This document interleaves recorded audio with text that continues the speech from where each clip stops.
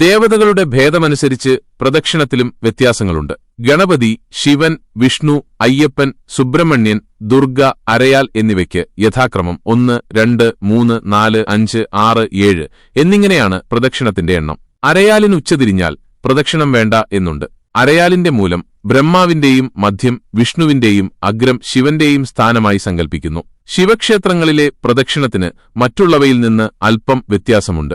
ശ്രീകോവിലിൽ നിന്ന് അഭിഷേകജലം ഒഴുകിപ്പോകുന്ന ഓവിന്റെ സമീപം വരെ പ്രദക്ഷിണം ചെയ്യുകയും വീണ്ടും അപ്രദക്ഷിണമായി അതേ സ്ഥാനം വരെ എത്തി തിരിച്ചുനടയിൽ പോകുകയുമാണു ശിവക്ഷേത്രത്തിലെ പ്രദക്ഷിണ രീതി. ഓവ് മുറിച്ചു കടക്കരുതെന്നാണു വിധി. ശിവക്ഷേത്രങ്ങളിൽ ശ്രീകോവിലിൽ നിന്നു നിർഗമിക്കുന്ന ജലം ഗംഗയാണെന്ന വിശ്വാസത്താലാണ് ഓവ് മുറിച്ചുകടക്കരുതെന്ന വിധിയുള്ളത്.